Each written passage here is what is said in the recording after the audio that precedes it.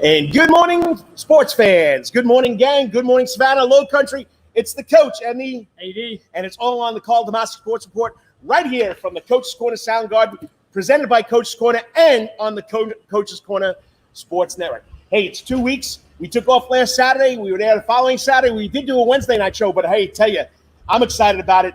Sports, and more sports. It's coming, man. It has arrived in some form or fashion. It is here. From high school to pros, it's starting to get back, and we're almost there full force. You got to love it. I mean, I said, last night I'm saying to myself, I'm forgetting something. Braves are on. Then I watched the Cubs. Then I watched whatever it was, Giants. I don't know if it was Giants and the Angels. I mean, just watch baseball all day long. And I said, there's something. Because we've been, not ad-libbing it, but there has been much. So we've been talking about Georgia high school all the time. We're talking about the local kids. But we got the Braves. We got football starting next week. We got so much golf going on. I mean, I just forgot. So I'm excited about it. I hope you are. We got a great lineup. Hey, if you didn't follow the newspaper or the TV or the PrepSportsReport.com or the Karl DeMasi Sports Report, hey, we have a national champion. And that's who we're going to start with. Our first guest about 9:15 from the Forest City Gun Club, the junior sports shooting team. They won the national title for the Scholastic program shooting competition out in Ohio, July 19th. We're going to have the head coach, Zach Gutierrez. We got to get it right. I thought it was Gutierrez, but it's Gutierrez. So I messed it up last time because we had one of his athletes on a couple of years ago. So Zach Gutierrez from the national championship sports shooting team, juniors, and that's, of course, the Forest City Gun Club. Then roughly about 9:30, not one Wetherington Chiropractic Clinic Athlete of the Week, but we have two. Savannah Junior Golf Association finished the season at the 25th annual. I didn't know it was 25 years. I know, man. The Matt Warren end of the season tournament for Savannah Junior Golf will have from Calvary Day School, Brenden Tigert, rising senior, and from South Effingham on the girls' side, we'll have Abigail Cheney. So that's roughly about 9:30, and at about 9:45, 9:50, let's go bananas. Oh, talking about going bananas. They went bananas on some runs last night. 2 games. They split the squad. They won both. But I'm telling you, this young guy, and he's a young guy, energetic. Okay, they label him as the play-by-play broadcast entertainer.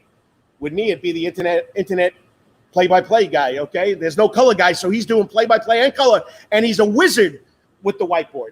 If you've not seen the entertainment level, and it is entertainment, but how he does it, we're great to have this guy on, and it's going to be some entertainment. Stay tuned for that segment. Nicholas Scala, known as, on the internet stream, Bico. So I'm excited about that. And then we'll take 2-3 steps out the door. It's his turn to ask me. I asked him last Wednesday night, so he's got to ask me. So, well, let's get to the sports because we got sports, more sports, and more sports. Remember, the Coach and AD, it's all sports, all local, all the time. We will touch on national because the Braves and the Falcons and the Hawks, I mean, they're part of Savannah. So Georgia Southern, Savannah State. So, well, Savannah State is Savannah. So yeah, you got me. It's local. We got a lot of kids playing over there at Georgia Southern also. We do. All right, start it off. Well, we're going to start once again, quick just overview of Georgia High School. Once again, Monday, put on helmets, all right, for football. Strap it on. Strap it on. So 5 days of acclimation period starting on Monday for high school football. All right, all those sports start August 1st. Football schedule is backed up 2 weeks for, start of games. So September 4th, first regular season game for football, the way it's going to be carried out. Everybody else start normal, which ain't going to take too long. Nope. They're basically 2 weeks away from a lot of these teams playing their first game. So we're here. We've arrived. I mean, get ready to go. So they'll go 5 days in helmet. They'll go helmet, shorts, and T-shirt. Then they'll get acclimated, and then they'll start giving out full equipment. Yep. And I'm telling you right now, okay, now I could say this. You have 2 coaches. You have 2 ADs. I'm the new AD over at Islands High School. He's at Calvary Day School. Like I told you once before, or many times before, I'm a broken record or a broken CD. We don't care. We love sports here, whether he's from private, I'm from public. We support each other.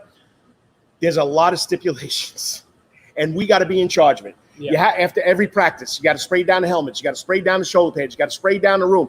I mean, you got to spray down the footballs. Volleyball games. Oh, Maron. Oh, let me tell you about volleyball. Oh, my goodness. If you can give up playing home games, you might want to do it. You got to sanitize the ball, the volleyballs in between matches. You got to somehow clean the court. You got to wipe down the top of the net tape, bottom of the net tape, no benches. Without getting the spray on the floor. Yeah. Well, maybe that can help sanitize. Right. No switching benches, which is good. Yeah. So while you're switching, there's just no seats.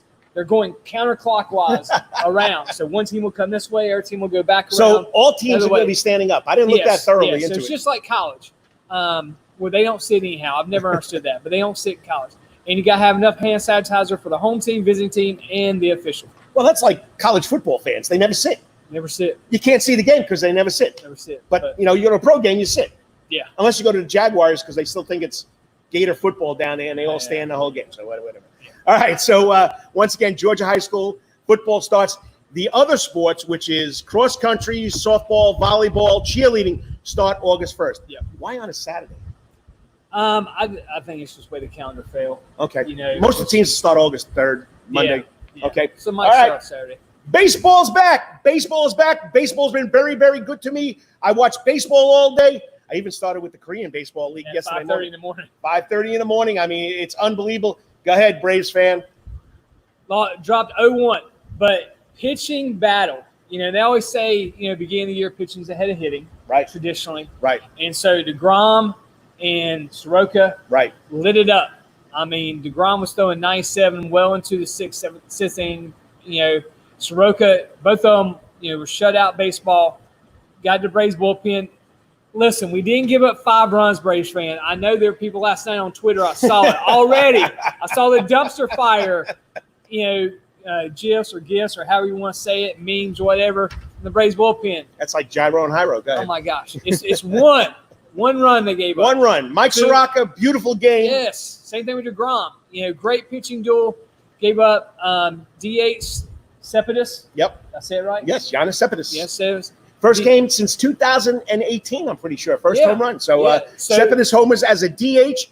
National League has never had the DH, so we have a DH with the National League team. Yep. Paid off already. Do you know that they tried to bring the DH back into Major League, into the National League, the American League in 1973. Yeah. The National League, they tried to do in 1980. It was outvoted 5-4, not to have it, and 3 abstentions. So they tried getting those abstentions to, I think it was the Philadelphia Pirates, the Philadelphia Phillies, Pittsburgh Pirates, and St. Louis Cardinals all abstained.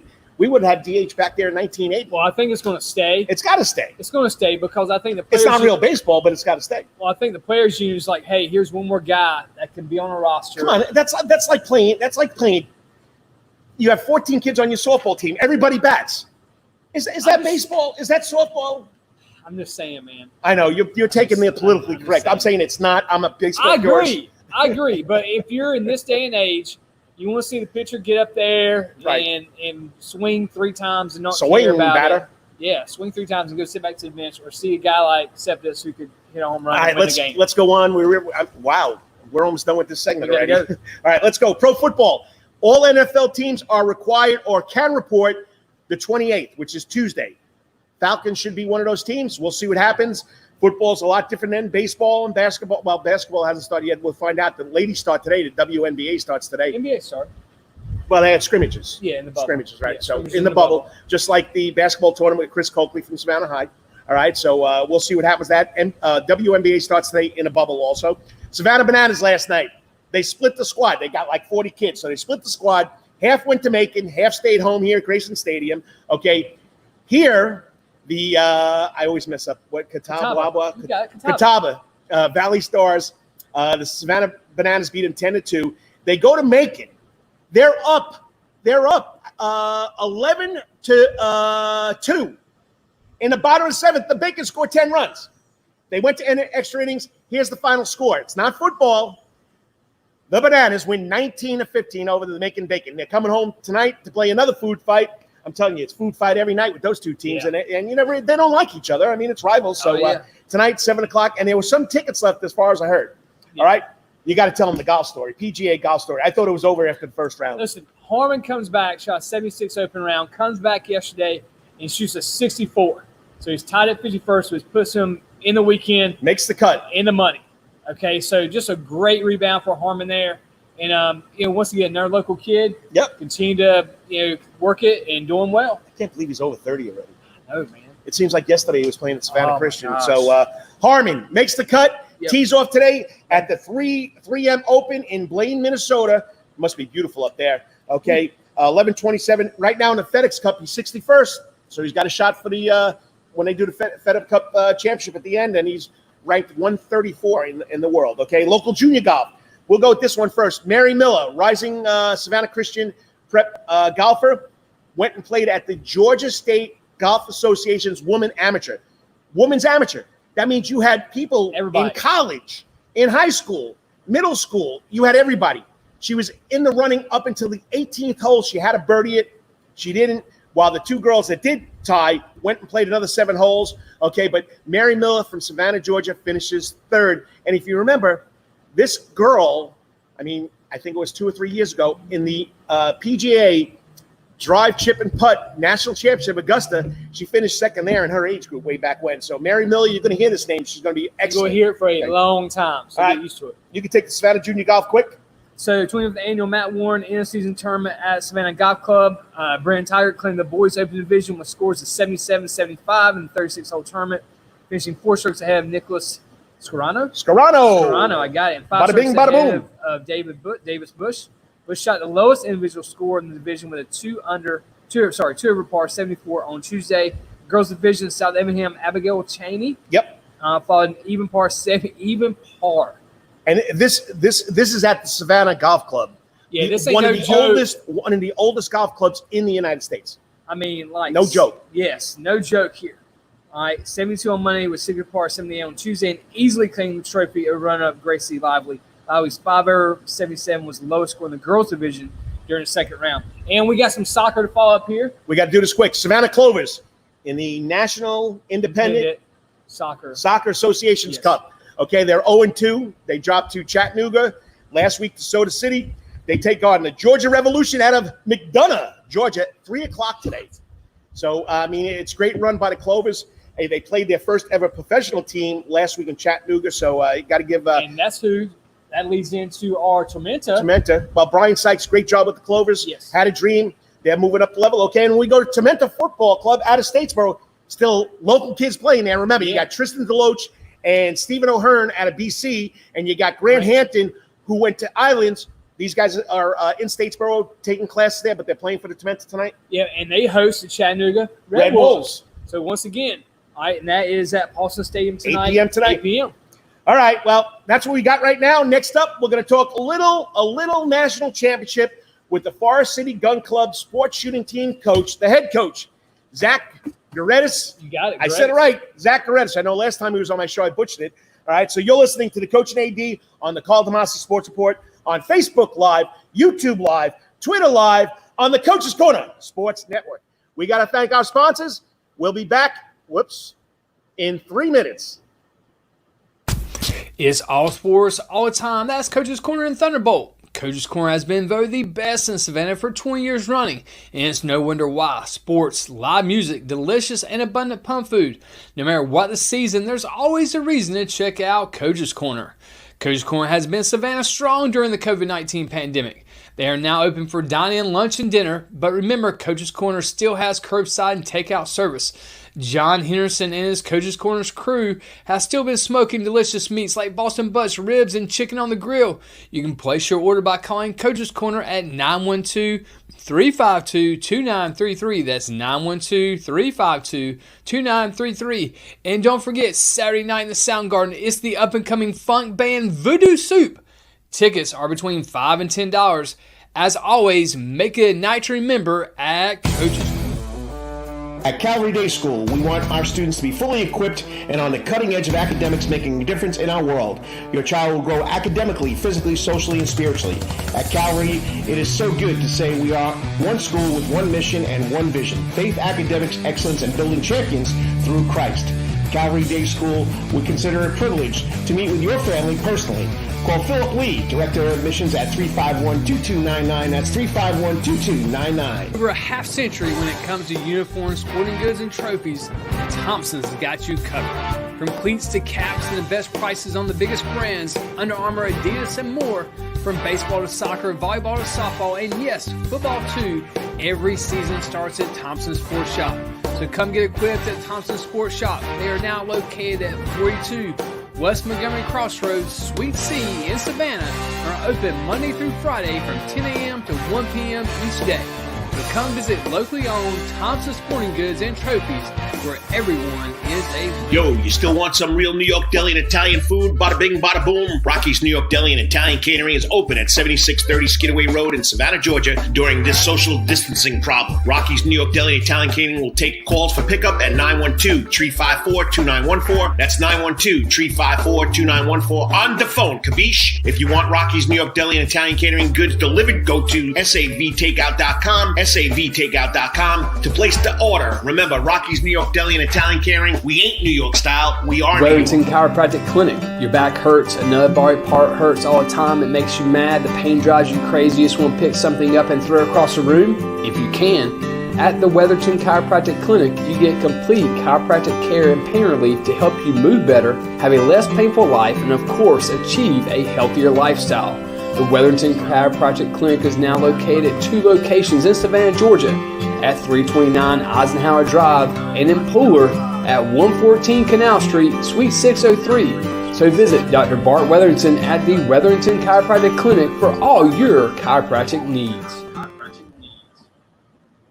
And good morning, sports fans. It's Saturday morning. I'm glad you could join us. I'm pumped. We have sports. It's the coach. And the AD. You can say coach and AD because we could switch roles now, right? Oh, we're both. We're both coaches. We're both bring it right back. I mean, I'm on first, he's on second. No, I don't know where he is either. But anyway, it's a lot of fun being here.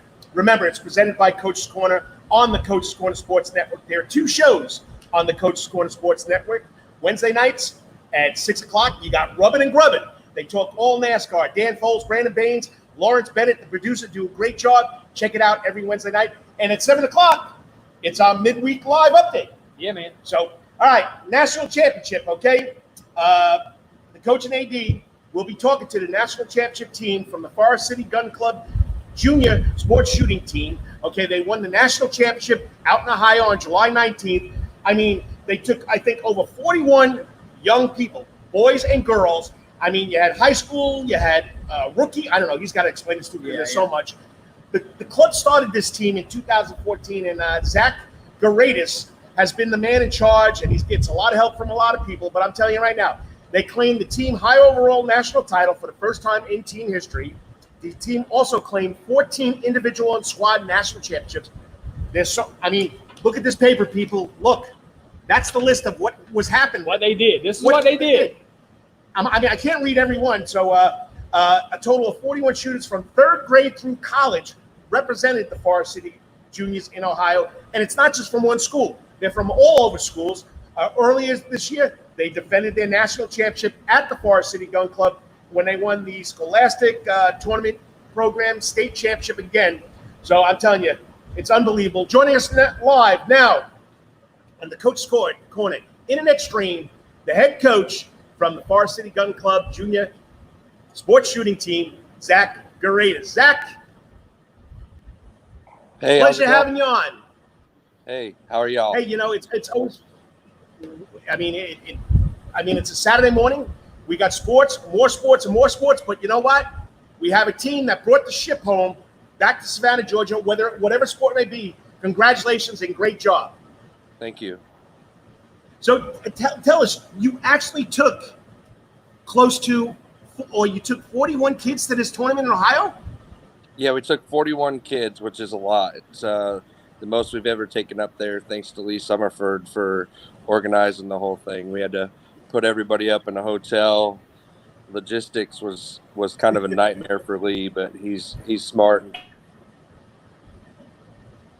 Hey, Coach, walk us through, when you guys go up there. I mean, I'm sure it's probably like every other sport. You get there, with baseball, a lot of kids go play Perfect Game World Series, and there's people from all over. Kids go do showcases at different places. We were down with FU football in Naples, and there was 1,000 kids there. Talk to us about the environment up there, and how many other teams were there with you guys in Ohio, and what's the environment like, and what is there just a level of excitement when you start coming in this place and all of these other teams are there? Talk to us about that. So there was just over 2,000 kids there from from 31 or 32 different states across the U.S., ranging anywhere from, the 4th, 5th grade level all the way up to collegiate. The main show is trap for most of the Midwestern teams. There's a lot of Midwestern teams because that's where the tournament was. But this year it was a 12-day long competition. We entered in on the 8th day and shot the last 4 days of the competition, shooting skeet and sporting clays on Wednesday and Thursday and trap on Friday and Saturday. I got a question, and I want to jump back one. All right, the club started this sports shooting team in 2014. You've been there from day one. How has this club grown in the area? I mean, like I said, you got kids from all over Savannah. You have girls, you got guys. Tell us about the start, the beginning. Well, the beginning, we had 8 kids, and they were just local kids. And now the 41, we have kids from Bullock Academy, Pinewood, in the Claxton area. We have both Effingham County schools represented. We have the Whitley girls from Effingham County, and then the Williams boys from South Effingham. So it's gotten a lot bigger. We've got kids from Savannah Christian, Country Day, Calvary, Benedictine, just all over. Well, and coaching, saying that, you've also seen the growth in the high school programs as well. I know you brought up Bullock Academy and Pinewood. I know that you guys host the Geisa State Championships down there as well. So there's kind of a built-in system for you guys, it seems, that are developing from getting these kids participating. Maybe they start out with you guys, or they're at other schools, and now the program you're offering. And so talk about how you guys have built this program kind of from the inside out. Well, in the very beginning, it was basically just to try and get kids to understand, that guns are safe, and you got to have proper gun safety, and it teaches you a little bit of responsibility. And then after about year 2 is when we really started seeking that competition level part of it, and it's grown and grown and grown. We placed, I guess when it really hit us was in 2017. We placed 3rd overall in the national championship when there was about 2,100 people there. It was down a little bit this year because of COVID, but that's kind of when it really hit us that we had a shot at doing something great. So that's when we started, practicing 2-3 times a week leading into the national championship. We actually, we practiced on Sunday, and we hopped on planes and hopped in cars on Monday and Tuesday. So we were pretty serious about it. I mean, it's something special. You're watching the Coach and AD on the Karl DeMasi Sports Report, live on Facebook Live, YouTube on the Karl DeMasi Sports Report channel, and, of course, Twitter at KD Sports Report. You got it hooked up anywhere where you are? No? You got to teach how to do that. Yeah. All right. But anyway, we're always having a lot of fun. I'm joking with him. He's got a lot to do, and coming on here makes it a lot of fun. All right. I'm going to go a little off the topic here. Now, I watched the Georgia High School State Association riflery tournament, and we have one of the best one in St. Vincent's Academy. Why did the girls come in and do so well right away versus the guys? I've always heard that the girls don't have bad habits. What does that all mean? They listen. They're trying to do the best that they can, and they listen a lot better. They pay attention to detail. They clean when they grow up and get married, they clean the house way better than we do. So they listen. They care about it. And there's a little pressure there. They want to do better than the guys that they're surrounded by, and we're fortunate enough to have several of the girls that are just excelling in the sport. We got one and only girls on our team, Gracie Whitley, who's going to be shooting for Georgia Southern this year. They started a team. They started a team last year. Marty Fisher did, and she's one of the one and onlys right now on the female side. Well, Coach, and talking about that, talk about how the sport has grown overall. I mean, Savannah and the Far City Gun Club seems like one of the premier destinations to host everything. I know you guys host all kind of fundraisers and tournaments and stuff out there. I mean, it seems like that place goes 365 days a year. So talk about, what makes Varsity Gun Club so special and different than maybe other places, and what is it that you guys are doing out there that's separating you guys from that people from around the country are? One of the things is that we're just so large out here. We're big enough. One of the things that these other teams that are just as big and better than us, they struggle to get on a skeet field. They struggle to get on a trap field, or, even a sporting clays course. Maybe their home club doesn't have one of those 3 events that we're forced to shoot, and the gun club here, we have 2 sporting clays courses. We have 23 skeet fields and 12 trap fields. So it's pretty easy for us to hop on and let everybody shoot everything every single time. I think that's what separates us and gives us an advantage. And I mean, let's talk about the kids. I mean, there's so many kids that have won something here. First of all, explain to me, okay, you got a college level, an intermediate level, a rookie level. Am I missing any other levels that you guys take part in? Well, it starts at the rookie. It starts at rookie. It goes intermediate at entry, which would be someone who has just left the fifth or sixth grade, going into intermediate entry, or somebody that is 8th grade or below that has never shot competition before. And then it goes to intermediate advanced, and that is your 2nd year of intermediate. And then your 1st year of high school, your JV. All right. And so that means if you're a senior in high school and it's your 1st year of competing in the SCTP program, you're going to be qualified or considered a JV. And then you have your senior varsity as well. And then you have collegiate, right? And then collegiate. Now those athletes, and they are athletes, don't tell me you have to have great eye-hand coordination. You have to have great reflexes. They're athletes. So I don't care what anybody says. Just like we got a battle with race car drivers, okay? The collegiate, are they shooting in college, or they're just local college kids that want to be still doing this? So right now we have 3 kids on our collegiate team that are, 2 of them are going to shoot for the Eagles this fall. Nice. Marty Fisher. The second, or the third one, he's going to the University of Georgia. They have a club team. They're not as active, Colin Davis, but at the collegiate level, their national championship is held in San Antonio, Texas, and they have well over 900 kids go and attend that.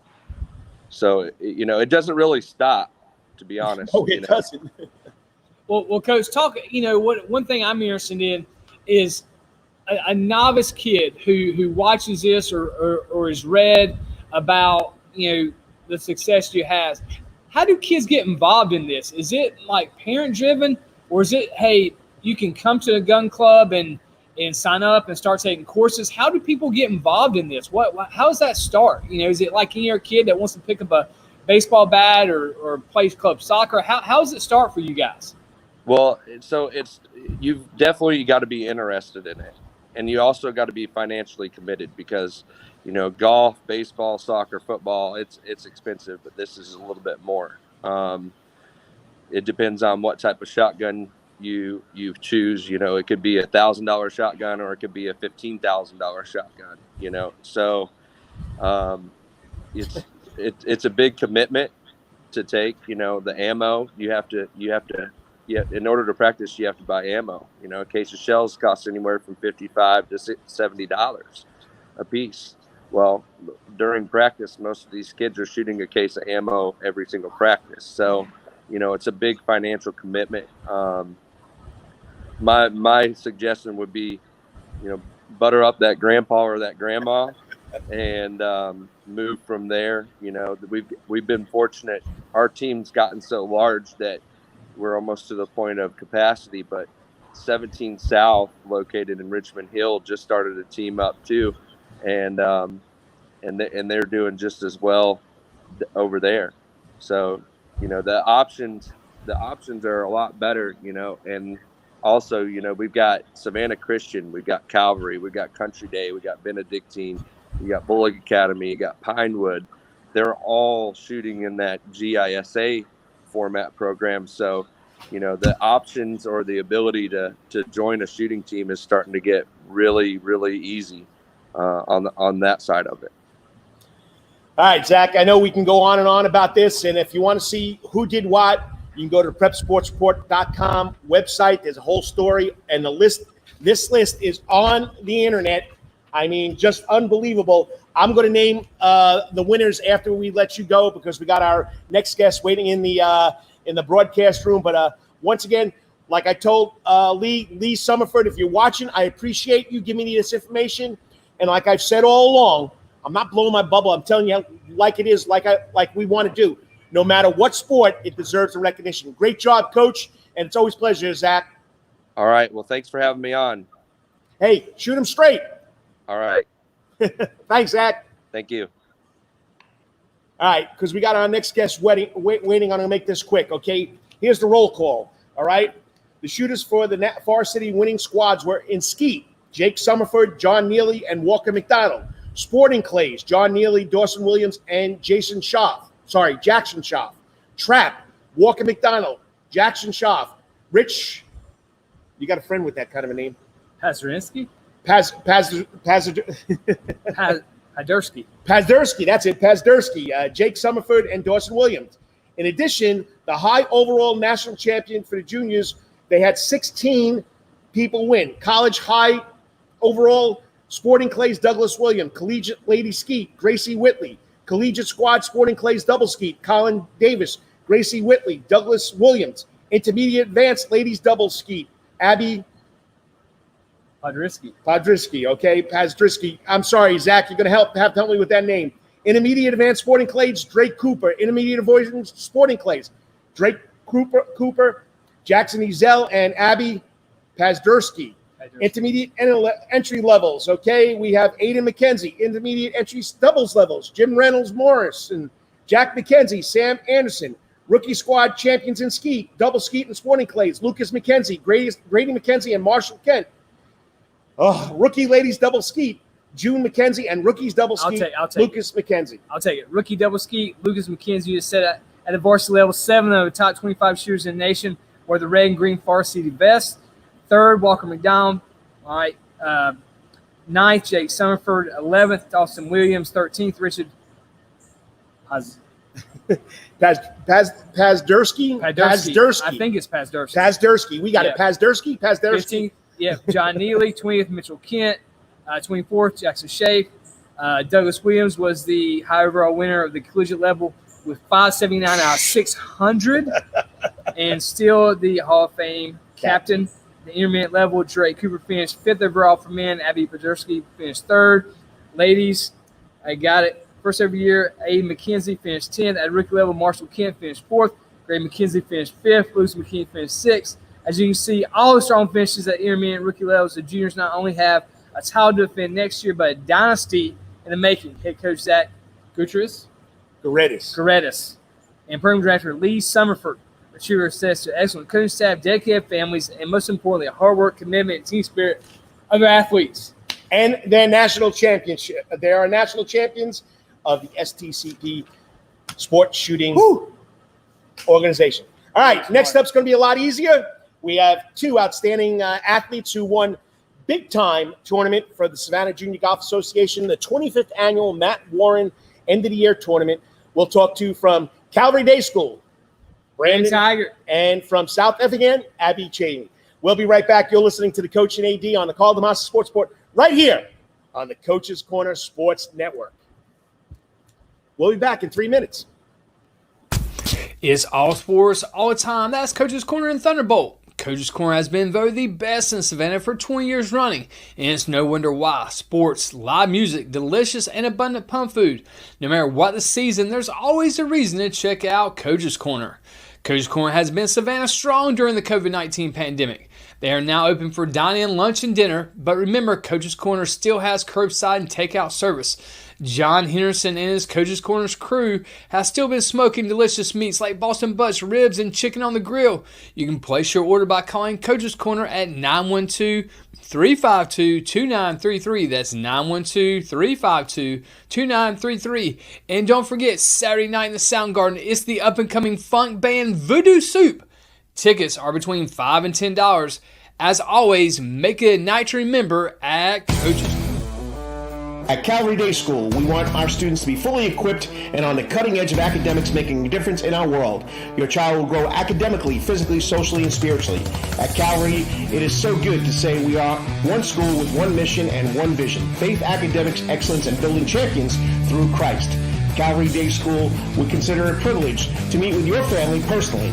Call Philip Lee, Director of Admissions, at 351-2299. That's 351-2299. Over a half century when it comes to uniforms, sporting goods, and trophies, Thompson's got you covered. From cleats to caps and the best prices on the biggest brands, Under Armour, Adidas, and more. From baseball to soccer, volleyball to softball, and yes, football too. Every season starts at Thompson Sports Shop. So come get equipped at Thompson Sports Shop. They are now located at 42 West Montgomery Crossroads, Suite C in Savannah, are open Monday through Friday from 10 a.m. to 1 p.m. each day.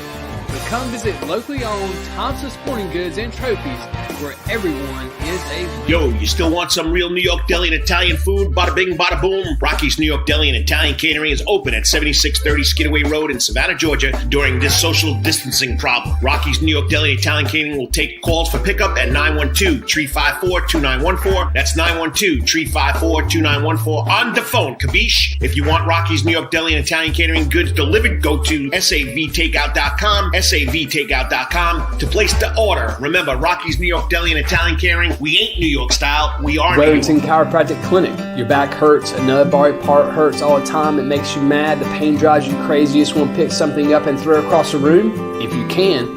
At the Wetherington Chiropractic Clinic, you get complete chiropractic care and pain relief to help you move better, have a less painful life, and of course, achieve a healthier lifestyle.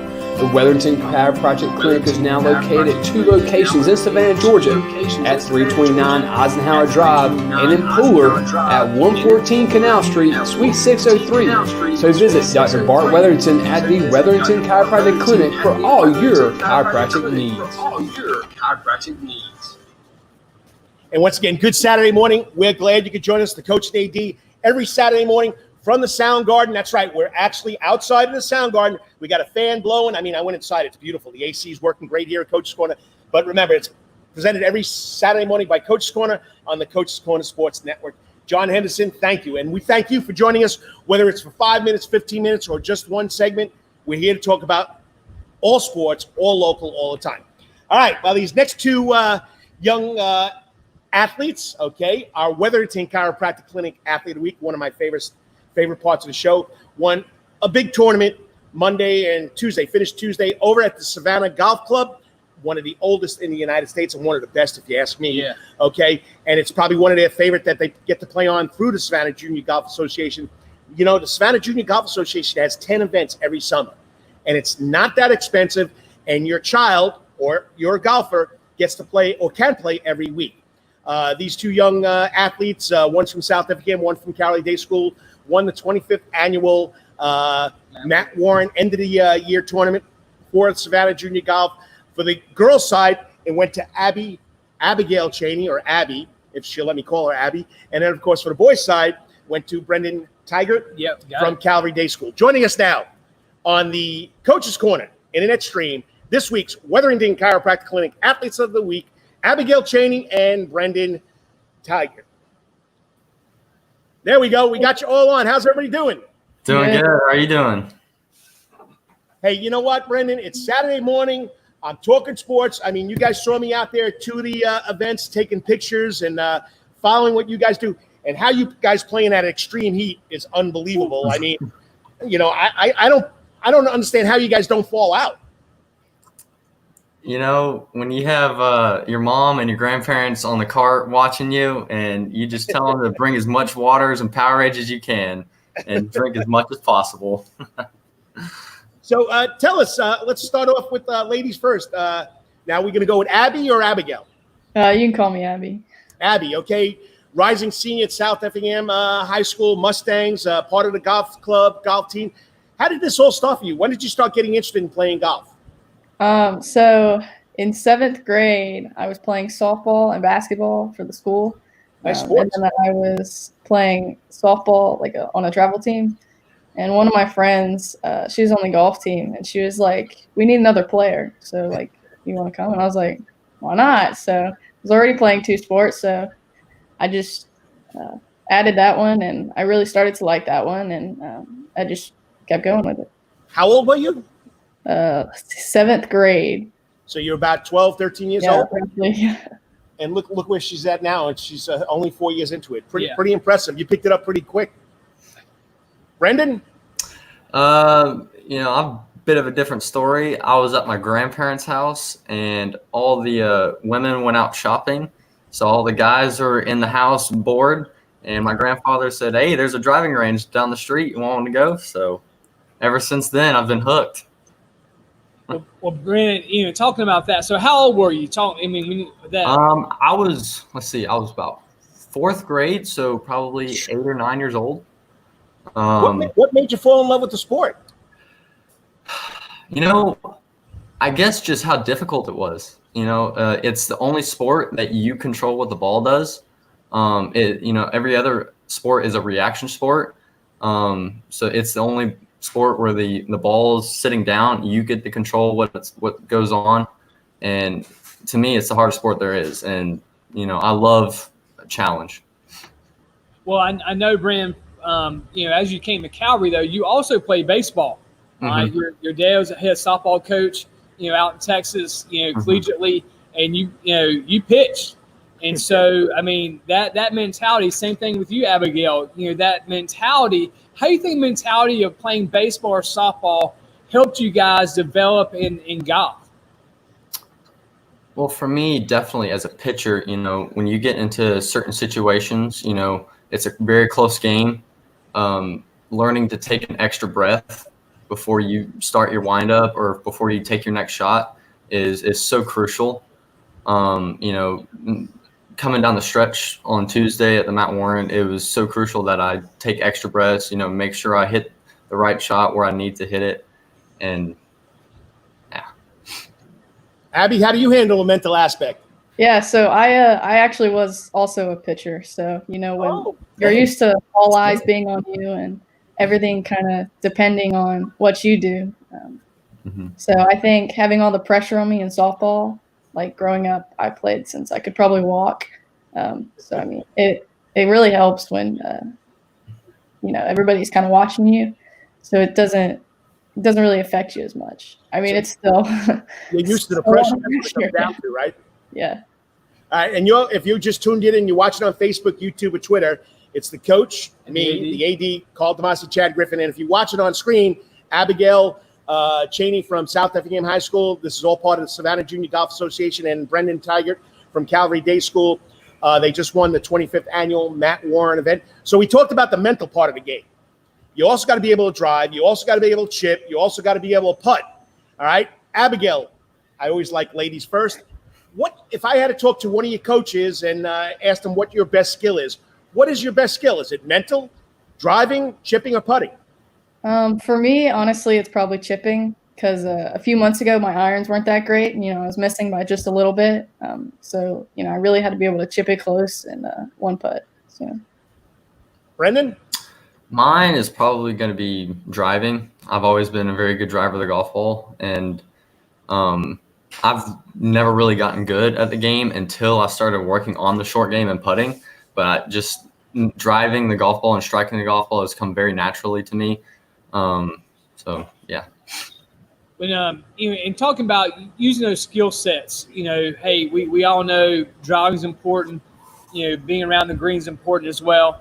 But coming down in that last round for you guys down the stretch, what was that like? You're coming in, you got. Everybody's pretty getting close to you, and in golf, one shot here or there can make the difference. So talk about, when it's hot, oh my gosh, so hot out there for you guys. You're walking the course, all those things. So Abigail, we'll start you. How did it feel coming down to those last holes, knowing that you were, in contention to win the thing? Were you nervous? Honestly, I wasn't that nervous on the second day. I was more nervous on the first day. I ended up shooting even par on 18, which is the best in a tournament I've ever done. So over the last few holes, I was like, just par, don't blow up, But the second day, honestly, I was I was pretty far ahead of everybody because of my even. And I didn't start off that great, but after that, it kind of started to even out. And but once I got to the last few holes, I was like, just get par. You don't need to try and do anything special. Just, hit a fairway, hit a green, 2-putt. Before you go, Brenden, now I watched both of you play the week before. You both were in contention for winning the Junior City Am. And I know, Brenden, I know it was heartbreaker, but Jacob Fripp, I mean, he birdied the 17th and then eagled the 18th. I mean, he pulled an unbelievable shot to win the whole thing. But now this week you come back and you're in running again. So how did you go? How did you handle the whole situation? Well, coming down the stretch at the Matt Warren, after the 9th hole, I had been told that my friend Clay Massey was 1 under through the front 9. And what I told myself through the whole entire back 9 is you're 1 back. Go get another one. If whatever hole you're on, just go get another one. Go get a birdie. Go make a crucial par. Just go get another good hole in. And I was honest. I wasn't even thinking about, you might be in contention. I was just get it done. Go get your next shot. Just completely. That was probably the most honed in I've ever been in a tournament, just completely focused. And if you're just tuned in, we don't have our name tags up there. Karl DeMasi, Chad Griffin, the coach and AD, Abigail, Cheney from South Effingham, and Brenden Tigert from Calvary. They just won the 25th annual Savannah Junior Golf Association Matt Warren tournament, the end of the year tournament. All right, so we know that golf is repetition. Like Abby, you said chipping. Brenden, you said driving. How much do you guys practice a week at your game besides playing in these tournaments? Abby? I practice about 6 days a week, Monday through Friday. I'm there every day, whether I'm just on the range trying to figure out my swing, or whether I'm actually out there on the course, working on different shots. Monday through Friday, I'm out there by myself, unless I have somebody else come out there and practice with me. And then one day on the weekend, I go and play 18 with my dad. You get time to do anything else besides golf? Well, I go to the golf course in the morning, and then I have the rest of the afternoon off. So whether I go to hang out with friends or just hang out at home. Brenden? Every day of the week, I try to get there as much as possible. I typically don't go on Mondays because where I work, the place is closed. But, I still go out on some Mondays when there's nobody out there, go and get some extra reps in. But I try to go out as much as I can, whether it's I go out there for an hour or if I go out there for 4 hours, but a normal practice day, probably about 2 or 3 hours. Which that leads me to the next thing. And Brenden, I'll start with you because you're talking about you work at the golf club.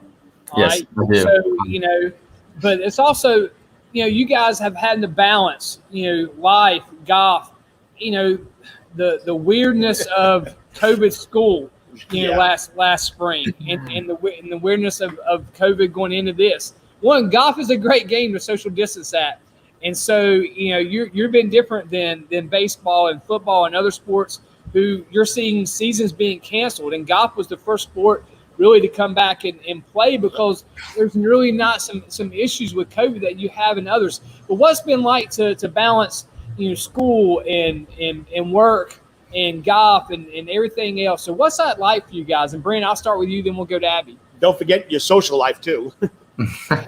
Well, I've actually kind of built my social life at the golf course. All my great friends, best friends are at the golf course.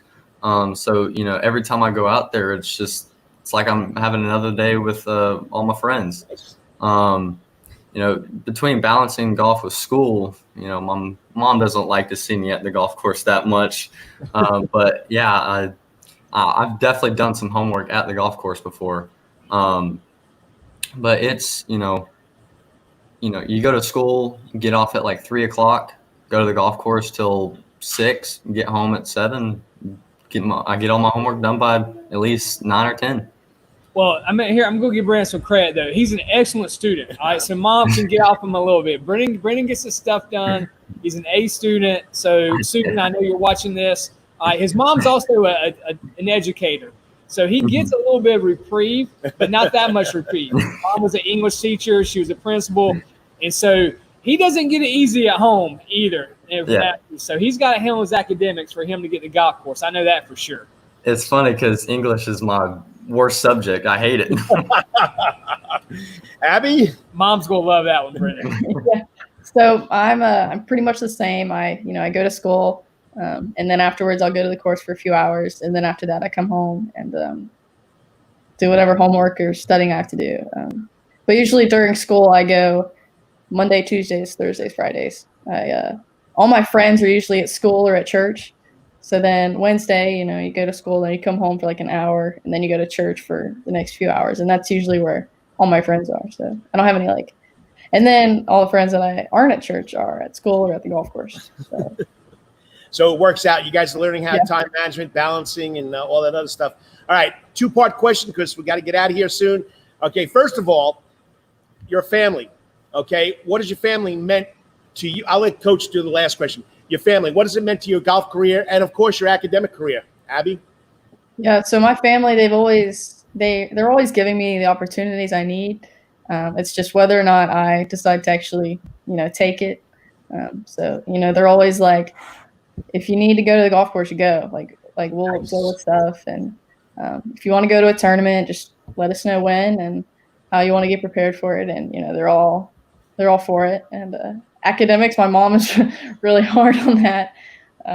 So she's like, I know if you want to get into a school that you want to go to, you got to keep your grades up. So you got to be able to balance golf and grades and everything. And your family's always behind you. They're your number one fans. And I'm going to get to you in a second, Brenden. But what amazes me, going to these golf matches, not many fans are watching you guys, just like it's on TV now. So how does your family watch you, Abby? Yeah, so usually, especially during the summer when the tournaments are during the week, they have to work. So after I get done, once I turn in my scorecard, I call my parents, tell them how I did. No matter how I did, they're always supportive. And then I have like a scorecard with all my stats on it. So, I come home and then, I look over with my dad. And he's like, you need to work on this, pretty good at this, but you still need to keep it up. So, Brenden, your family? Well, I'm the only one in my family that plays golf. Nobody else in my family doesn't know a lick about golf. So they're just there for moral support. It's like, come home, I had a bad day, go get it next time. You had a great day, whoop-de-doo. But no, my grandparents and my parents have always been very supportive of me, whatever I've done. Now they watch me. A lot of my grandparents love to come out and watch me. They'll get spectator carts and they'll watch me from afar. But yeah, big support system right there. Well, listen, I know maybe your rest of the family doesn't play golf, but your dad being a collegiate college coach, I'm sure helps you, from that aspect of, whether it's mental and just, the life lessons that you be able to see his student athletes go through and what you're going through now. And so he might not know about golf, which he will adamantly admit, he will admit. But I know the mental aspect he helps with. So my thing for you guys, I know you probably have collegiate aspirations. So what does that look like for you guys wanting to play in college? Is there a particular school you want to get to that you're looking at? And how does that really work with golf, from where you're currently at in your career? Brenden, going into your senior year, this is a big summer for you guys. And how is recruiting and what does that look like kind of now? So Brenden, we'll start with you, then we'll go back to Abby. Well, for me, everything kind of got messed up with this whole COVID thing. I had, right as quarantine hit, I had 6 or 7 tournaments lined up. I mean, big tournaments, and then quarantine hit. It's like, oh, now we can't go play in it, So I'm just kind of, right now, I'm currently playing by ear. I'm getting my resume in right now, just building up all my scores as much as possible, and then sending out to coaches and just seeing what happens. But in the long run, for me, I know God has a plan, and He's going to put me where I need to be. So. Abby? Yeah, so I'm pretty much the same. Before COVID hit, I was, I had a bunch of tournaments lined up, and then, they all got canceled. So, I just been practicing. And after that, I've been trying to get in as many as I can to get those good scores out of coaches. I have a few that I'm talking to, and, I have the top ones, and then, I have the ones, and I'm like, okay, I could see myself going there. and Savannah Junior Golf. And this is the last question I got. Savannah Junior Golf Association, the season's over. You got the rest of the summer. One is, has the Savannah Junior Golf Association helped you guys? And two is, what are you going to do for the rest of the summer? Abby? Yeah, so they've definitely helped. It's allowed me to get in good scores that I will send to coaches. So that's helped. It's gotten me back into tournament, like feeling the pressure and all that kind of stuff. But for school next year, I'm actually dual enrolling at Georgia Southern next year. Nice. So I'm only going to class 3 days a week. So these other 2 days, I'll have all day to do whatever I need. And then, after school on Monday, Wednesdays, and Fridays, I'll be able to go to the course. So I have a lot of extra time to go to the course and practice. So. Nice. Brenden? Well, Savannah Junior Golf has helped me so much because, golf is the game. It lasts, or for one round, it's like 4 to 5 hours long. It's not like a baseball game where it's maybe 1 hour and a half. So to stay focused for 18 holes, you have to have as much tournament reps as you possibly can. It doesn't matter if it's a little tournament or if it's a small tournament or big tournament. But yeah, just keeping those reps in, keeping tournament play in, because tournament play is so much different than going out just with your buddies. So yeah, they've definitely helped me on in that aspect. And then for the rest of the summer, I'm actually fixing to move to Augusta. My mom got a job up there, and so next Thursday I'll be leaving and help move all the rest of our stuff up there. Maybe you can get on Augusta National. I actually got a job lined up at Augusta Country Club, which is neighbors with the National. So hopefully I'll be getting a volunteer job over there. Nice. Good job. Well, I appreciate you both coming on. Great job. I know there's not going to be an end of the season banquet like the Savannah Junior Golf Association does all the time. But once again, big win, 25th annual Matt Warren. I didn't know that, but it's been going on for a long time. And John Sanders had a lot of nice things to say. He says you're both outstanding young athletes that know what you're doing, and you're going in the right way. So thanks again for coming on, for being this week's Wetherington Chiropractic Clinic Athlete of the Week. Thank you. Hey, proud of you guys. Keep it up, and we'll keep tabs on you in your future. Yeah, don't be afraid to send us a little message. Tell us what you're doing. We'll definitely get it out there. Perfect. Thank you. Proud of you guys. Good job. I mean, what more can you say? You have two young athletes, golfers that have excelled. The Savannah Junior Golf Association this summer helped out a lot of these young golfers, and John Sanders and the crew. John Sanders has been doing this for like 22 years, so it's something special here at Savannah, Georgia. And the courses they play on. Oh my gosh. The courses they play on: Savannah Country Club, Savannah Golf Club, the Landings, the Harbor. I mean, I don't even play on the Harbor. Yeah, I mean, it's just listen, the ability they have to go out and play, and that's one thing people once again got to realize. Savannah is a special place. I mean, you can do everything here from sporting clays. I mean, the Far City Gun Club is one of the premier gun clubs in the country, and if not the premier gun club in the South. All right, and then here in Savannah, you got some of the you got the oldest golf course, one of the oldest golf courses in the country, and some of the best golf courses in the nation here. And then right the road, Hilton Head, you go right down the road to St. Simon's. I mean, this is where you want to be. And so Savannah, that's what makes so special, man, is you can do it all here. And once again, thank you to Doc Bart Wetherington for sponsoring this. For all the years I've been on the radio and the internet, it's been 10 years straight that the man is a big supporter of our local young athletes and what they're doing. So once again, thank you, Dr. Bart. Congratulations again to Brenden Tigert and Abby Cheney for winning the 25th annual Savannah Junior Golf Association's Matt Warren Tournament. While this next guest, you got to come back in about 3 minutes after we thank our sponsors. I mean, he's called the play-by-play broadcast entertainer. He's also, in my mind, I'm going to name him right here, the wizard of the whiteboard when it comes to calling baseball games. He's a young guy, but he's energetic. He fits that whole fans first bananas theme. It's going to be Nicholas Scala, or as we call him, Biko.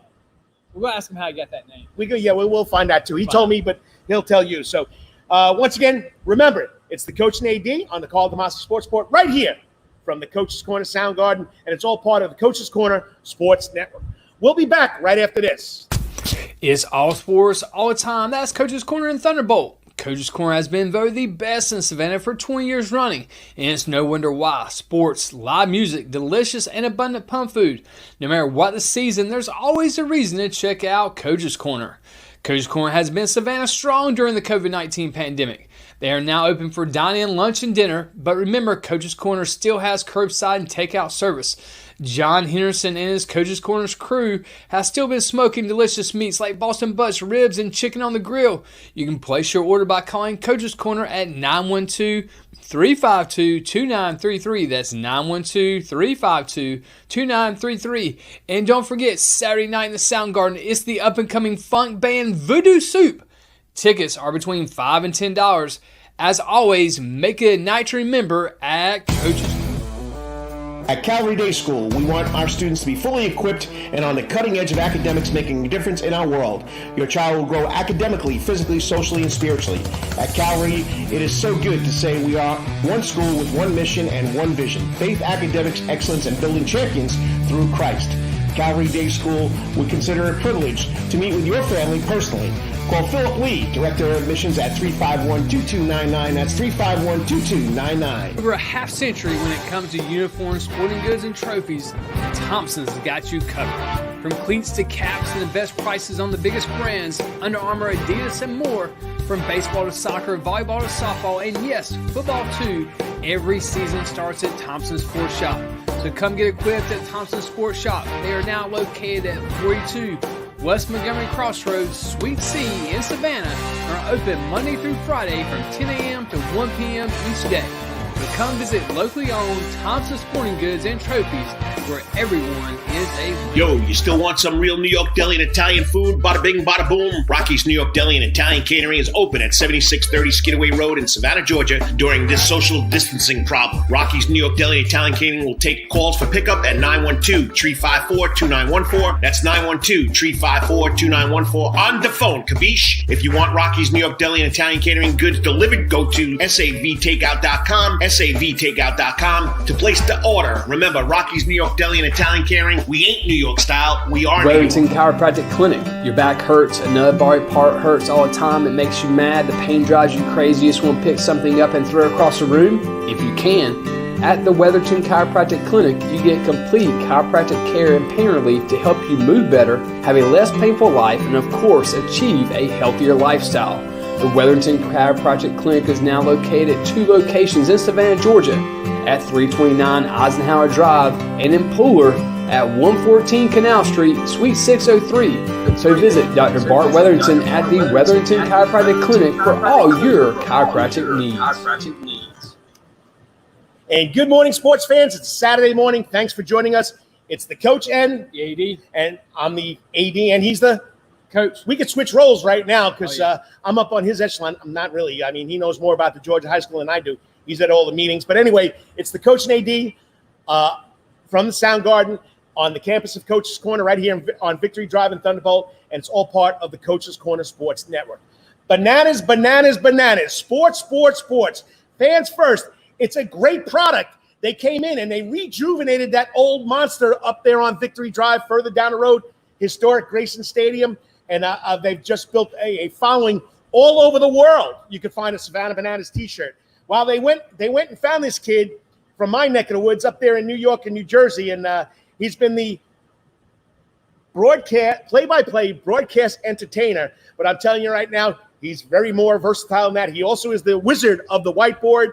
He'll explain that to you, and he's got to explain his nickname, Biko. But it's the play-by-play broadcast entertainer joining us on the Coach's Corner internet stream. We call him Biko, but it's Nicholas Scala. You got to love that Italian name right here from the Savannah Bananas. Nick, Biko, thanks for getting up early and doing this because I know last night you had a great game at Grayson Stadium. You beat Catawba 10-2, but I know you stayed up and watched the rest of that 1915 fiasco. Yeah, what's up, guys? Really happy to be here. And I'm very happy that I was in Grayson Stadium calling the Catawba Valley Bananas game last night, but 19-15 in 11 innings in Luther Williams Stadium over there in Macon, I was a little sad I wasn't there too. I just wish I could split myself in half and be in both places, you know? I mean, and I was texting you, they're up 10-2, and next thing I know, Biko, The Macon just scored 10 runs on 4 hits and 1 error in the bottom of the 7th. I was right. Yeah, that was what I like to call a disastrophe. Actually, my 9th grade junior varsity coach for baseball, Joe DeFino, he coined the phrase. And he would always tell us what you got to do is just avoid disastrophes, you know? You'll have errors, you'll have mental mistakes, but you just don't want to compound them. That was luckily they survived it, because that 2.5-hour drive back from Macon would not have been very fun after blowing the 11-run lead. You tell this kid can do the commercials, the Rocky commercial, Di Stefano and Scala. You got a little Italian boy from the New York area. He's got it. Have you gone to Rockies yet? I haven't been. I've got to go now. I've seen the commercials here. I love them. They actually they cracked me up. That's some good stuff. Hey, you want some cannoli, black and white cookie, Italian rainbow cookie? You want a veal cutlet parmesan? I mean, you got to go up there. It's right down the road here, Mr. Scala. Yeah, I've been craving a New York bagel too, so I've got to check it out. He ships those in, or he has them shipped in from Long Island. Yeah, I can do that. It's all about the water up there. It's not the same down here. It's all about the water, the water. He's got it right. Okay. So how'd you wind up in Savannah, Georgia? I mean, you worked for the MLB and the NHL network in New Jersey. What made you come down here to the good old South like I did 25 years ago? My excuse is I made a wrong turn off of 95, but I love it ever since. Yeah. So, I spent a couple years at MLB Network, like you said, and I was mostly behind the scenes there, doing some video editing, and then I ended up being an associate producer, it was an incredible experience. I really did have the time of my life in my first couple years out of college. Got to work with, a lot of the former stars from Major League Baseball, some Hall of Famers like Pedro Martinez and Jim Thome, and and legends of TV at this point, and Harold Reynolds, Dan Plesac, Bill Ripken. I mean, the list goes on. It was my dream job in a way, but I always wanted to get back on air after doing a lot of that in college and broadcasting in my hometown for the Saugerties Stallions for a couple summers. So I was always keeping my eye out on what the next step could be. And then I'm a subscriber to STAA, which is the Sports Talent Agency of America. Yep. And John Chelsnick does a phenomenal job. I mean, it's a must-have for young broadcasters in the game, in my professional opinion. What about us old guys? Oh, broadcasters of all ages. I wouldn't call you old. I'd say, more matured. But so I saw the ad for the Bananas and the opening down here in Savannah, and it was just something. It was an opening and a description for a job unlike anything I had ever seen before. Much like a lot of what happens down here in Grayson Stadium. So it was something I just had to jump on. I watched the Bananas little 20-minute video online about their story, and I was sold right there. I spent a couple days working hard on the application, and luckily the hard work paid off, because now I'm here talking to you guys, and I've been having a ball for over a month down in Savannah. It's been a lot of fun. Well, talk about your background. You talk about, so growing up, I mean, what made you want to do this? What did you do in college? Obviously, it seems like you got an athletic background. So walk people through a little bit of your history, where you're from, and how, from that perspective, and what you did, from your time in high school through college to get you here. Yeah, so I'm from Saugerties, New York, which is a small town in upstate New York, like 20,000 people or so. Buddy, Hudson Valley, buddy. The Hudson Valley, oh, it's strong. And right next to Woodstock, New York, a lot of people associate more with Woodstock, 69 and 94, peace, love, and music and all that. But in Saugerties, it's truly a baseball town. And I've been a baseball guy my entire life. I love all kinds of sports. I played soccer. I wrestled and dabbled with a little basketball for 1 year in my life. My grandfather, who's a lifelong wrestling coach, told me basketballs would give me warts on my hands, but I had to try it out for 1 year in fourth grade. Won a championship, and I said, that's enough for me. So the rec league in Saugerties will never be the same after that. But I've always just loved sports, baseball chief among them by far. My dream was to be a Major League Baseball player. And I was an all-star caliber level baseball player in Saugerties, which, although it is a big sports town and baseball is at the center of it, a terrific baseball complex at Cantines Field. There's like 15 fields. It's incredible.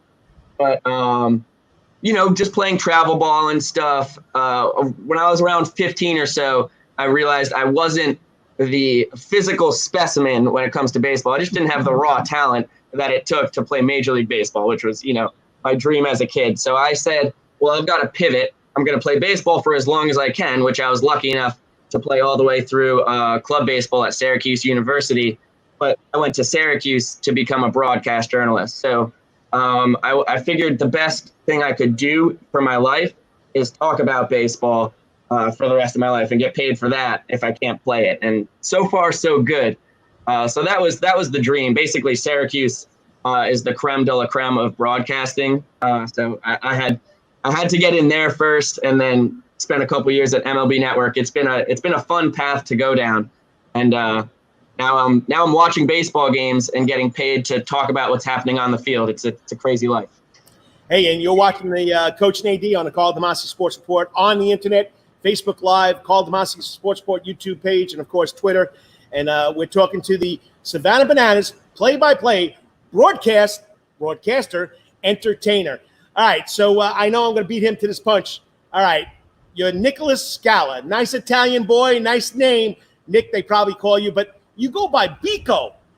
I know you told me where that came from. Tell the people and tell the AD over here. Yeah, sure. So it's my mom has been an activist and really involved in social matters in her whole life. She went to IU where she was a part of a lot of different activism there as well. So she really admired Steve Biko, who fought against the apartheid. He was a really early freedom fighter and then killed by police in custody. And she was just, we really liked Nicholas as a name, but she also wanted something else to call me when I was young. So when I was 2 or so, it's a little bit of like a folk story at this point. I don't know, just as all these tall tales keep growing, they keep getting more amazing every time. She, as the story goes, asked me what I wanted to be called. And I said something that resembled Biko. I don't, who knows how much it resembled Biko, but she really liked that. So she started calling me Biko. I loved it probably just because it was unique and I thought it sounded cool at the time.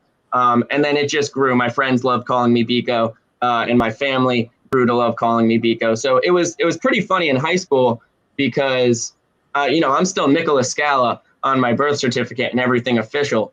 But in the newspapers, it was probably about 50-50 if I was going to be Nicholas Scala or Biko Scala. And then, wrestling was truly my best sport in high school. And I would be getting a lot of letters from college coaches. I would get a letter to my house from the same college coach for Biko Scala and then one for Nicholas Scala. Like there were 2 kids living in the house when I was, I was just an only child. So it was pretty funny. It grew into a whole new thing. And I love the name and what it stands for as well. So it's, Steve Biko is a tremendous human being, and I can only hope to live up to, 10% of what he did for the world. So it's a good name to try and live up to, and a really cool guy in history. Well, Nico Scala, Biko Scala, just take the N away. I mean, and you replace the C with a K. It does work somewhat. Yeah, it's slightly related in some way or another. I've definitely got Nikos growing up a lot, and I tell you what, it's dreaded though in high school. Every time you get a substitute teacher, every time you're in a new class, you get the Nicholas Scala, and then you say, well, I'm sorry, but most people call me Biko. What? Biko? What in the world is that? And then so I've had a lot of time telling the story about why I'm called Biko. Balls to you, Mr. AD. Well, talk to us how the whiteboard came about. Yes. So talk to people how that and what. I mean, there's certain restrictions and other things that go on. So how did you get into the whiteboard entertainment part? And you are the wizard of the whiteboard. I love that nickname, by the way. No one has come up with that. That's a Carlism right there, and something I might run with. So basically, coming down here in the CPL, just historically, broadcasters have not traveled to away games. If you're home, you broadcast the game. If you're away, I don't know, you catch it online or you do whatever. But I came down here. I had a 12-hour drive from Queens. I said, I'm here to broadcast baseball. Like, you know, so I'm going to drive what's 2.5 hours to Macon or 3 hours up to Lexington County to do what, you know, I love doing it. It's my dream. And the more reps, you know, the better hopefully I will become. So I basically told the Coles and Jared Orton, the president of the team, I said, you know, I'm going to be traveling to every game. Whether you want to like possibly supply me with a gas card or something, that's up to you, which they graciously did, of course, you know. But so I went to Macon and I went to Lexington County Stadium, of course, up there in Lexington County, aptly named, really creative up there. But I brought my camera the first 2 times and I had it facing the field. So, you know, no 7-camera broadcast with all the bells and whistles that we have in Grayson Stadium. It's just me, a soundboard, a camera, and but you could see the field. And then I got word from the CPL that is not allowed. It's hilarious. I think it really gives me a good chuckle that it's media rights at this level in the game. Media rights, you know, it runs the show at the highest level, and it even has a little influence on us here in the CPL. But the home team has just exclusive rights to air live video of the games. So they said, you can travel and do a radio broadcast. Like no one does that, but you could do it since you're traveling. I was like, okay, all right. Like I'll mull that over. I'll definitely do that if that's what we have to do. But talking to Jared Orton in his office, you know, we're just spitballing, and that's where most of our ideas for the broadcast end up coming. We're just brainstorming, saying, oh, it'd be ridiculous if we did this. And then we said, well, should we do it? And then we do it. You know, it's funny at this point, I don't remember I think Jared was the one who said, what if I came with you and drew what was happening on the field on a whiteboard? And I was like, yeah, that's a good idea. And then Jared realized, wait, 5 hours of driving. And then we've got in the middle of a 9-game homestand. Like, what are we talking about? So it ended up just being I go with a whiteboard. And I do like a little game cast on the whiteboard. While I do, it's like, you know, it's radio plus some visual enhancements to it. And I get to flex my artistic muscles, which I have very little of. So it's been a lot of fun. It's cool because the craziest thing about it is I went the first time to Macon for the 3rd away game of the season with a couple markers and a whiteboard. 3 of my markers did not work. I didn't test them before I drove 2.5 hours. Like, what are you doing, Beeks? And one of them worked 60% of the time or so. So that was good enough for me. And the people thought it was pretty funny. The Bananas fans online have been amazing. It's been incredible support from them from day one here. And they were just happy to have, well, you know, not to get into the quirks of everything, but to watch a CPL broadcast, it's $5 online. So that's where the whole media rights thing happens, is they don't want, you know, someone where it only costs $5 to watch a month of Bananas baseball on Bananas Insiders on the Facebook page. They didn't want me coming with my $5 a month and, you know, taking away a $5 subscription online. So anyway, that's the reason why everything happens. So I can't show the field. I'm looking at the field, but the camera is turned on me for 3 hours and whatever, and I'm just drawing what's happening. And the support has been crazy because this woman, Danielyn DeSpaltro, sent me 4 brand spanking new markers, which have all worked phenomenally and have brought the production value from here to here. And then Lori Flippin Bodie, who is the aunt of Nick Clarno, one of the catchers on the Bananas this year, she handmade magnets for every single player on the team. She made a little like Bananas on the road thing. I've got balls and strikes. I've got who's pitching. I've got who's hitting. I've got bacon. I've got blowfish. I've got extra bananas. I've got an extra magnet for every single player on the team. Leighton Alley just came from Tallahassee Community College.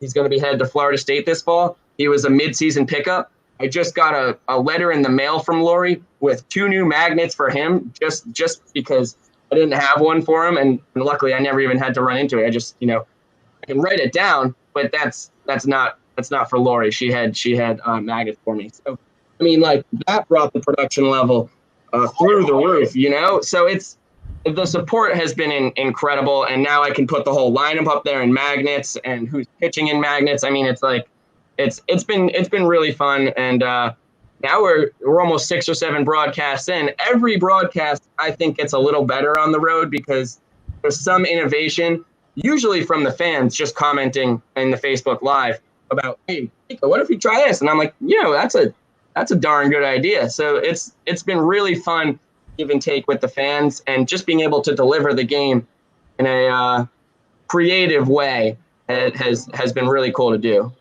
Well, like I told you, we're coaches. We've been living. Well, I know I'm going to give away my age. I started with a chalkboard, okay, and then we've gone to the whiteboard.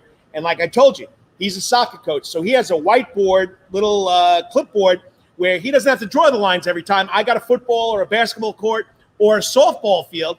I told you, you got to paint the lines or draw the lines with a permanent marker, nail polish them, so every time you go to erase the marker, they won't go away.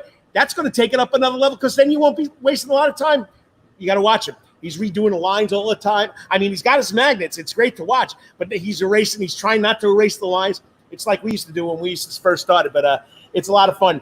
And that's why you're the wizard of the whiteboard, because what you get and the innovation that you have to do this, I love watching it. I'll be honest with you. It's except, though, he's not going to tell you he threw one of the magnets over the railing when he knocked the board over at Lexington. But I was watching. You didn't know that, did you? Oh yeah, I didn't know, but I am happy to hear that you saw that. I do knock over the board. Probably the over under, if you were to set it at the start of the night, is like 1.5. Is it going to go over 2 times, or is he going to be able to just keep that one fall? It's so funny how another way the production value has increased is when I first came to Macon. I just brought a whiteboard. And I didn't have an easel or anything, and I was like, wait a minute, I didn't really we didn't think this through. So there was 4 chairs in my little broadcasting booth. I'm just out in nature in the stands with those crazy folks from Macon. And I had 4 chairs. So I was like, what can I do here? And a little stand that's, I don't know, 6 by 6 or so, made of wood that goes off the ground like 6 inches. So I put 2 of the chairs in the back, and then 1 chair on the ground with 2 of the legs on it and 2 of the legs off. And then I stacked the 4th chair on top, and it's just dangling at like the perfect angle so that the whiteboard could sit on it and hopefully be, eligible, people can read it on the camera. So it was that came down a lot more than my easel, which I purchased from Michael's recently. And that was another reason why the production value just continues to climb on the whiteboard broadcasts. But I have knocked down the easel twice now as well. So it's not a perfect plan at all. It's been pretty fun. All right, so you got the last one. Throw him a curveball. I'm not going to throw him a curveball. I'm going to ask, so what's the off season like? What's that going to be? Are you like going to stay here in Savannah and do stuff with the Bananas? What does that look for you? Are you going to look to do other broadcasting opportunities in the off season? What does that look like for you? Well, it's certainly unique this season, obviously with COVID, which has affected everything in our lives and has taken away most of fall sports for collegiate athletics, which is where I was basically planning on trying to jump ship to somewhere, just basically doing play-by-play for a litany of sports at a D1 school, or anyone who wants to pay me to talk about sports. It doesn't D2, D3, whatever, NIA. But so basically now, and I was joking with my girlfriend when I came down here, who she's still in Jamaica, Queens, in law school at St. John's. And the Orangeman and the Redman, baby. They'll always be the Redman. You'll always be the Orangeman.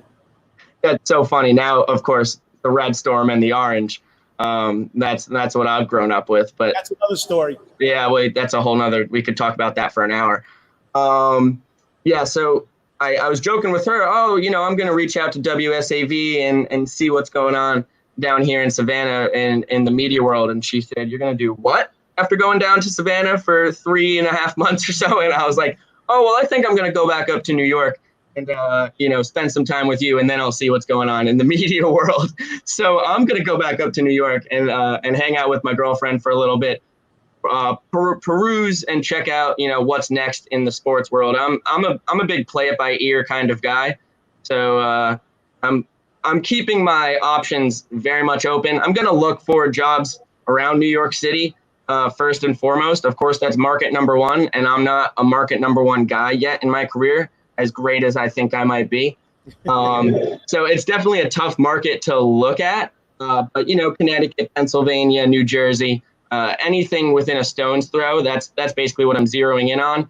And if nothing comes up in a few months, I'm probably going to expand the old map a little bit more too. So the most important thing at this current juncture is going back and spending a couple weeks with my girlfriend, who has been great throughout this whole thing, letting me jet on down to Savannah for the entire summer, basically.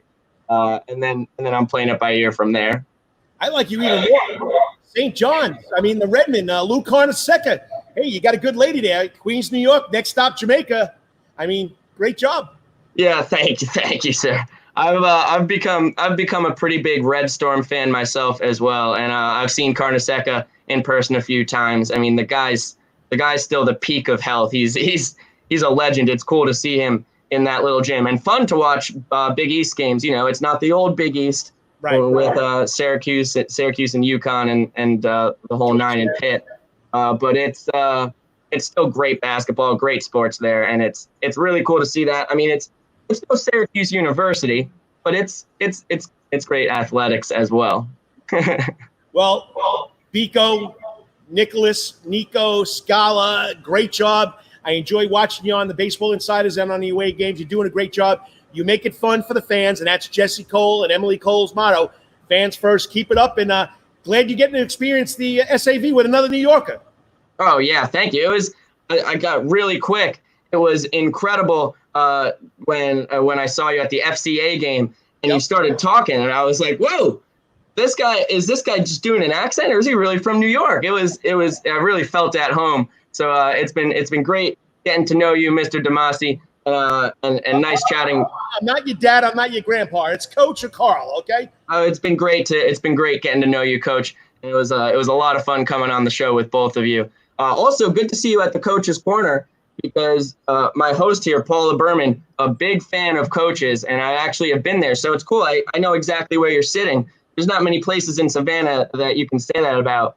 But I was at the Coach's Corner to watch a little NASCAR a few Sundays ago. So I've scoped the whole place out. Good to see you guys have a great setup there. Well, we got to hook up. I got to take you to Rockies, and you got to meet Bill Fasiccio, okay? The only thing about me and Bill is he's a Met fan. I'm a Yankee fan. Who are you rooting for? Yeah, I'm a diehard Pinstripes all the way. Bronx Bombers, baby. Yeah. All right, take us out of here, Chad. No, man. Hey, once again, great having you. I was going to say, if you were staying down here in Savannah, hey, we can get some broadcasting and get you calling high school football around here. Anytime you ever want to come back, Savannah, come this way, do anything, let us know, man. Love to have you.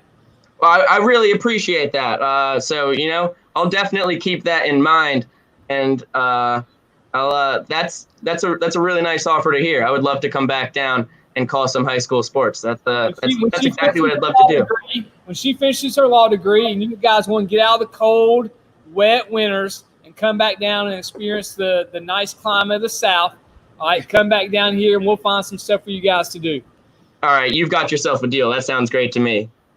All right, Nick, Biko, great job. Enjoy it, and appreciate you doing this. And once again, go Bananas. Thank you very much, guys. This was a lot of fun. Go Bananas. Remember, the wizard of the whiteboard. I'm using it. You've got credit, though. Okay, it's you, buddy. You're great at it. Thank you very much. I really appreciate it. I mean, the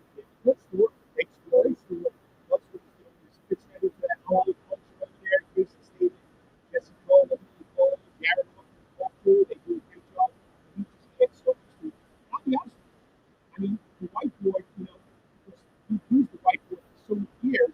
Just watching him doing it. The fans, I mean, like you said, he had magnets with the players' names on everything. I tell you, it was funny when he dropped it over the side of the net.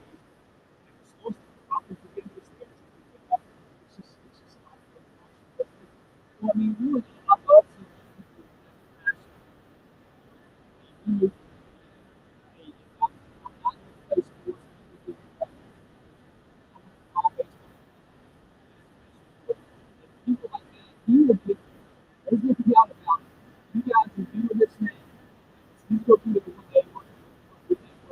Or some other team broadcasting games, because young people have a passion, love what you do, and you're going to make it. So great job. Glad to have you in Savannah for the short time we do.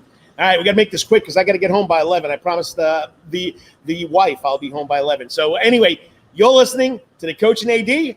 We're going 3 steps out the door next. It's his chance, the AD's chance to grill the coach. And once again, it's right here in the Sound Garden. It's presented by Coach's Corner, and it's all on the Coach's Corner Sports Network. We got to thank our sponsors. We'll be back in 3 minutes to wrap this up. You got to love it. Go Bananas. It's all sports, all the time. That's Coach's Corner and Thunderbolt. Coach's Corner has been voted the best in Savannah for 20 years running, and it's no wonder why. Sports, live music, delicious and abundant pump food. No matter what the season, there's always a reason to check out Coach's Corner. Coach's Corner has been Savannah strong during the COVID-19 pandemic. They are now open for dine-in, lunch, and dinner, but remember, Coach's Corner still has curbside and takeout service. John Henderson and his Coach's Corner's crew have still been smoking delicious meats like Boston butts, ribs, and chicken on the grill. You can place your order by calling Coach's Corner at 912-352-2933. That's 912-352-2933. And don't forget, Saturday night in the Sound Garden, it's the up-and-coming funk band Voodoo Soup. Tickets are between $5 and $10. As always, make it a night to remember at Coach's Corner. At Calvary Day School, we want our students to be fully equipped and on the cutting edge of academics, making a difference in our world. Your child will grow academically, physically, socially, and spiritually. At Calvary, it is so good to say we are one school with one mission and one vision: faith, academics, excellence, and building champions through Christ. Calvary Day School would consider it a privilege to meet with your family personally. Call Philip Lee, Director of Admissions, at 351-2299. That's 351-2299. Over a half century when it comes to uniforms, sporting goods, and trophies, Thompson's got you covered. From cleats to caps and the best prices on the biggest brands, Under Armour, Adidas, and more. From baseball to soccer, volleyball to softball, and yes, football too. Every season starts at Thompson Sports Shop. So come get equipped at Thompson Sports Shop. They are now located at 42 West Montgomery Crossroads, Suite C in Savannah, are open Monday through Friday from 10 a.m. to 1 p.m. each day. So come visit locally owned Thompson Sporting Goods and Trophies, where everyone is a winner. Yo, you still want some real New York deli and Italian food? Bada bing, bada boom. Rocky's New York Deli and Italian Catering is open at 7630 Skidaway Road in Savannah, Georgia during this social distancing problem. Rocky's New York Deli and Italian Catering will take calls for pickup at 912-354-2914. That's 912-354-2914 on the phone, capiche? If you want Rocky's New York Deli and Italian Catering goods delivered, go to savtakeout.com, savtakeout.com to place the order. Remember, Rocky's New York Deli and Italian Catering, we ain't New York style, we are Wellington New York. Chiropractic Clinic. Your back hurts, another body part hurts all the time. It makes you mad. The pain drives you crazy. You just want to pick something up and throw it across the room? If you can. At the Wetherington Chiropractic Clinic, you get complete chiropractic care and pain relief to help you move better, have a less painful life, and of course, achieve a healthier lifestyle. The Wetherington Chiropractic Clinic is now located at 2 locations in Savannah, Georgia, at 329 Eisenhower Drive and in Pooler at 114 Canal Street, Suite 603. So visit Dr. Bart Wetherington at the Wetherington Chiropractic Clinic for all your chiropractic needs. Uh-oh. Hey, we're back. It's the coach and the AD. And the coach. Saturday morning. I'm glad you could join us. It's the Karl DeMasi Sports Report. Once again, the COVID pandemic has led us to our internet broadcast now. Got to thank John Henderson, who lets us do this every Saturday morning whenever we want. He's also offered us to go inside where it's AC. But you know what? This is what it's all about. Out here, a little sweat, a little hard work like we do. Tough, man. Get some grit to we're us. down here in the South. You got to enjoy it. Now, don't get me wrong. If that door would have been open when we first got here, we would have been inside. We might be inside. But we're toughing it out here in the, we're covered right now. We got cloud cover today, so it's pretty. Yeah. It's not as bad. But anyway, got to thank, of course, the Wetherington Chiropractic Clinic, Dr. Bart Wetherington and Lisa Wetherington for supporting this the whole time. I've been doing this on the radio, and they do it every week with us, our athletes of the week. Thank you to Brenden, Tigert, and Abigail Cheney coming on from the Savannah Junior Golf Association, and of course, Coach Zach Gutierrez. From the national champions, Bar City Gun Club Junior Sports Shooting Team. 40-something kids. 40-something kids went there to Ohio, brought back the ship, first time in their history. Program started 2014, and there's kids from all schools: South Effingham, Richmond Hill, Bullock Accounting, Pinewood Christian, BC, Calvary, Country Day, Savannah Christian. Just a great program over there. And of course, we got to thank the young kid, Nicholas Scala, or known as Pico Scala, great from story. Savannah Bananas, the play-by-play broadcast entertainer. So he's going to do great things, guys. Make sure you follow him Right. on social media and stay with him. He's going to do great things. He's got a passion, heart for it. And like we said, you got those two things, everything else will take care of itself. and a nice boy from New York, a nice Italian boy. Capiche, bada bing, bada boom. He knows what he's doing.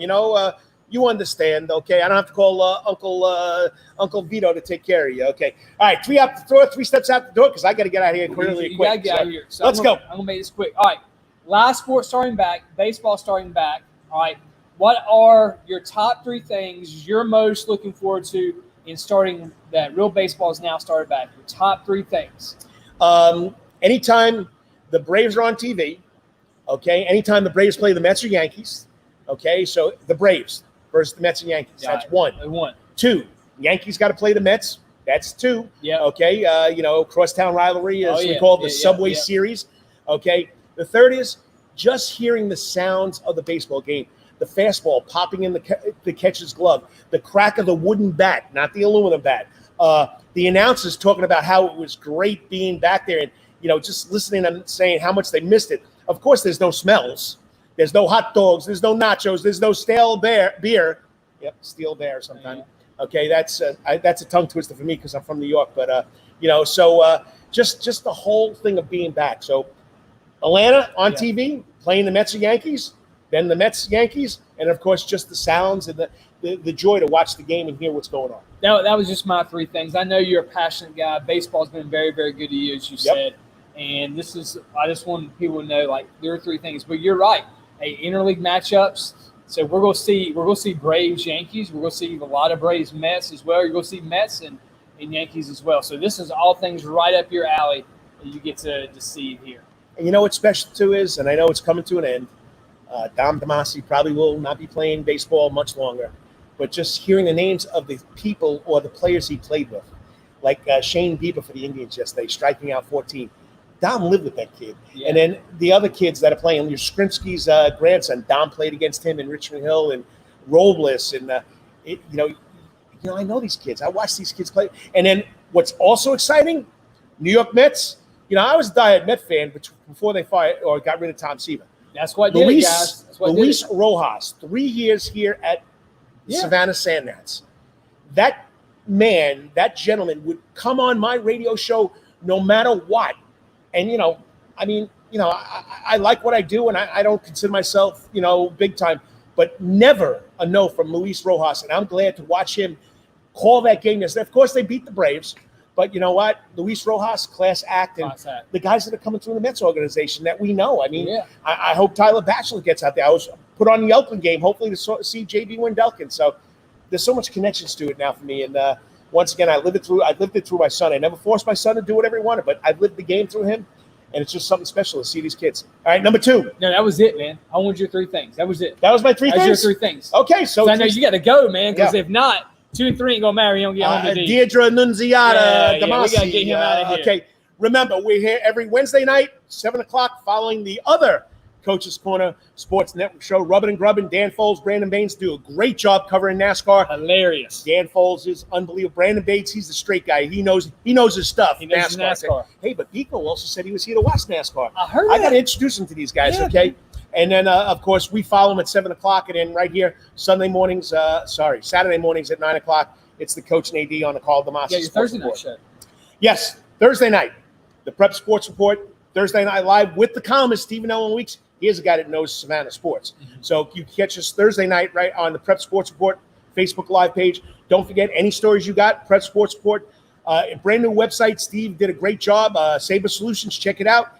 Hey, you got some stories you want to tell us about high school kids? We'll put them there. Yep. Okay, next is, remember, We're always going to be on Facebook Live, Karl DeMasi Sports Report, or the Prep Sports Report. We're always going to be on YouTube, the Karl DeMasi Sports Report channel, and on Twitter, KD Sports or Prep SAV. So we're here all the time. So enjoy the rest of your weekend. Whatever you may be doing, always hit it out of the park. And until next week or next Wednesday when we talk to you again, may it be well, I just blew that one. Okay. Sorry, chop on. May it be the best week ever. Okay. Go Braves. 4-10 against the Mets in Citi Field. You gotta love it. We're out of here. Have a good week, AD. See you, man.